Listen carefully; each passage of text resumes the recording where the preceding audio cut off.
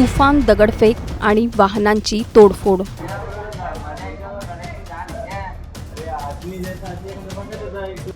दोन गटांमध्ये तुफान राडा।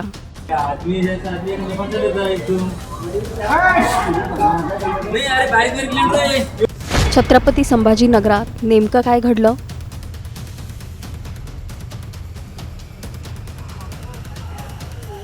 छत्रपती संभाजीनगरमधल्या अंभई गावात दोन गटात तुफान दगडफेक झाली आहे। 15 ते 20 वाहनांची तोडफोड सुद्धा करण्यात आली आहे। यावेळी जवळपास 500 लोकांचा जमाव जमल्याची माहिती सुद्धा पुढे येते। यावेळी झालेल्या दगडफेकीत अनेक जण जखमी झाले आहेत। छत्रपती संभाजीनगरात नेमकं काय घडलंय ते सविस्तर या व्हिडिओच्या माध्यमातून जाणून घेऊया। त्यासाठी हा व्हिडिओ शेवटपर्यंत पाहत राहा आणि टाइम्स नाऊ मराठीला लाईक, फॉलो आणि सबस्क्राईब करा।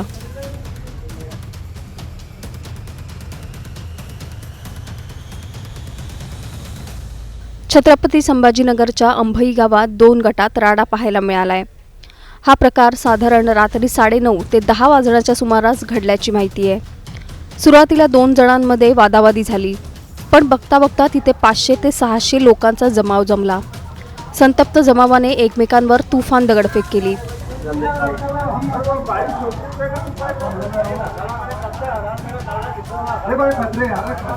या हिंसाचारात रस्त्याच्या कडेला उभे असलेल्या 15 ते 20 वाहनं जमावाकडून तोडफोड करण्यात आली।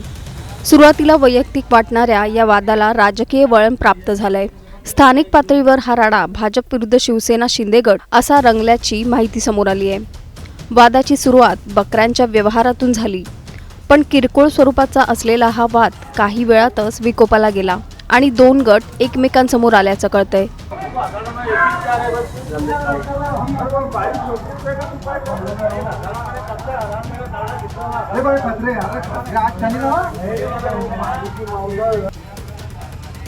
या राड्यात 5 ते 6 जण जखमी झाले असून त्यापैकी दोघांची प्रकृती अत्यंत गंभीर असल्याची माहिती आहे।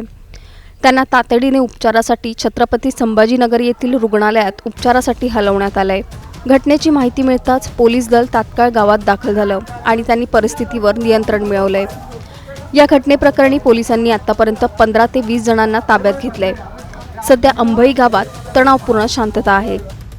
अंभई गावात घडलेला हा प्रकार एका किरकोळ वादातून एवढा कसा वाढला? बकऱ्यांच्या व्यवहारातून सुरू झालेला हा वाद थेट दगडफेक, वाहनांची तोडफोड आणि शेकडो लोकांच्या जमावापर्यंत कसा पोहोचला?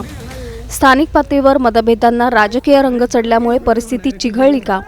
आणि सर्वात महत्त्वाचं म्हणजे अशा घटना वारंवार घडत असताना प्रशासन कायमस्वरूपी उपाययोजना का करू शकत नाही?